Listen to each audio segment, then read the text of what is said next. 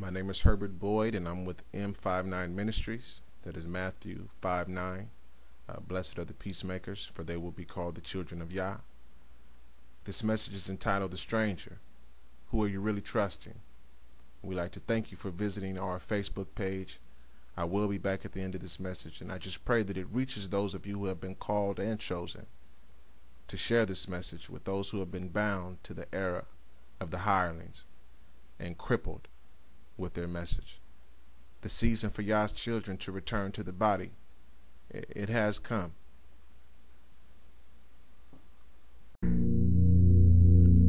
The saint and the sinner alike,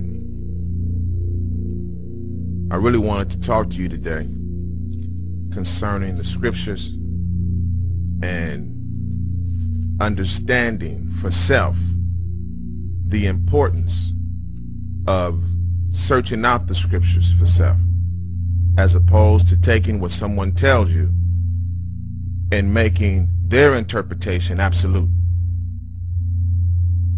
I think that it's very, very, very dangerous to allow another person to spoon feed you the gospel. In Hebrews chapter 8, it was made clear to us that He would write His word on our hearts and on our minds. It was made very clear, it was made abundantly clear that this would take place.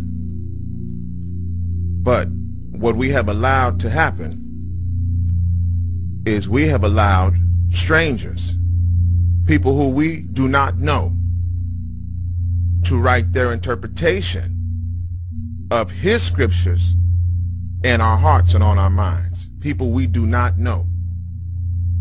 Strangers. Even as you listen to me, you don't know me. You don't know what I did before I came. You don't know what I will do after I go. I am a stranger to you. Because I say the name Jesus, because I say the name Yeshua, because I say Christ, you are open to receiving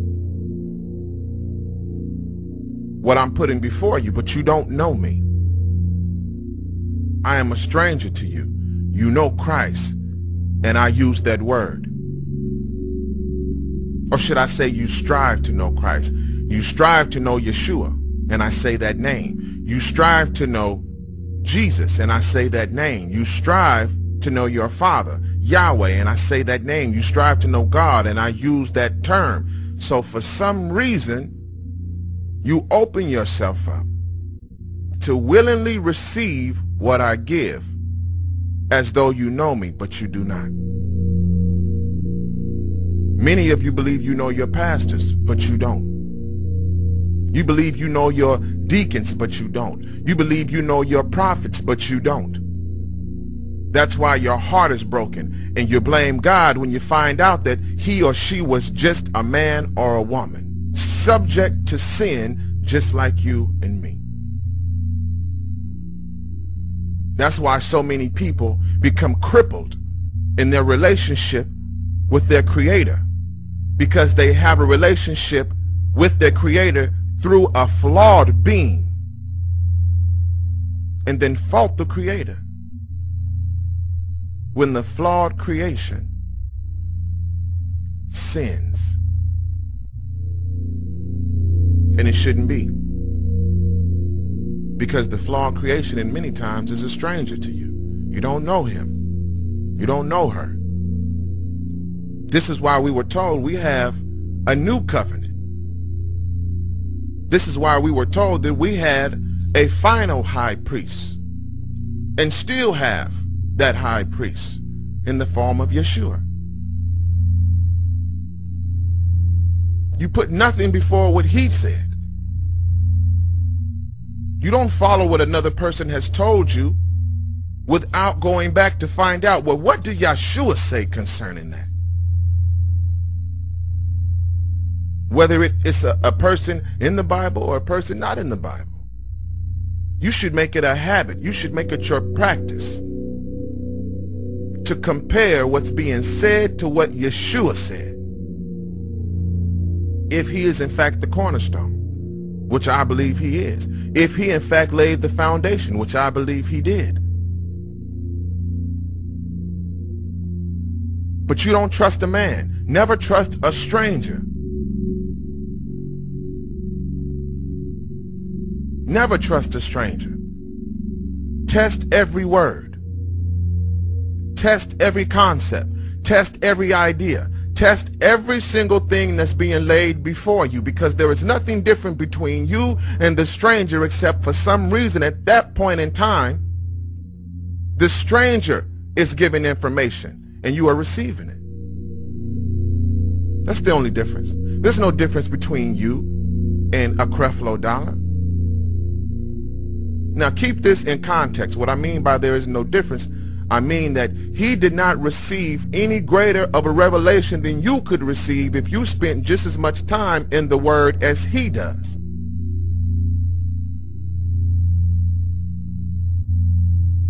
What may be different than you and Creflo Dollar is how you would use the information.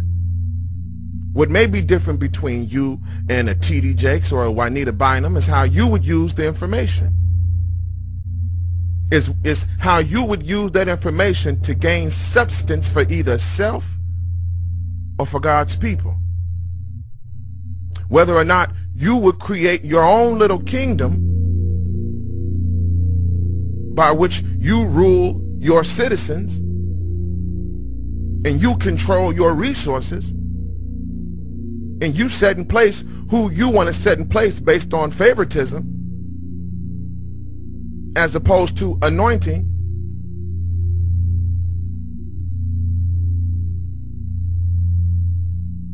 That might be done differently. You might say, well, what's more important is that I contribute to the greater good of the entire population of God's people while they're still on this earth, which is what Yeshua said we're supposed to do.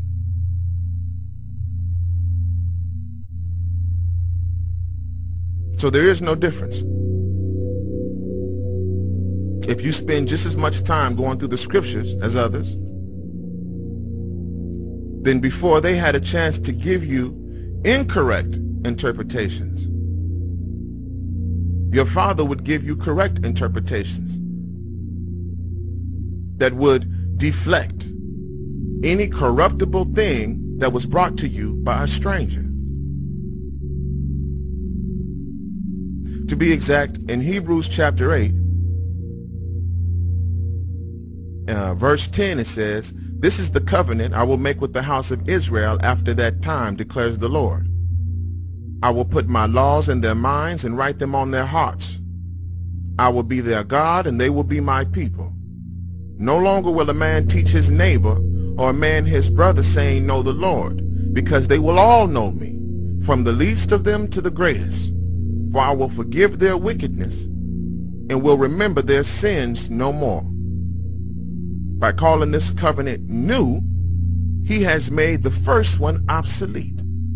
And what is obsolete and aging will soon disappear. Now I want you to really look at verse 11. No longer will a man teach his neighbor.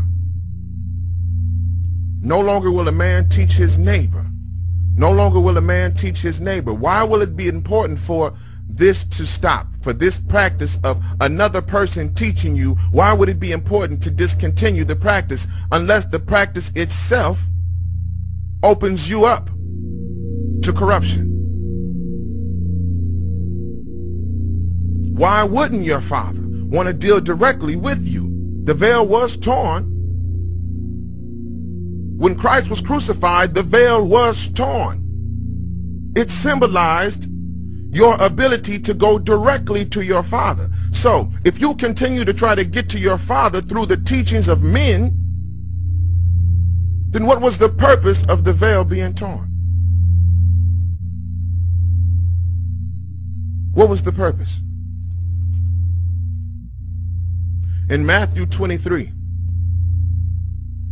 it discusses several woes, W-O-E-S, several woes.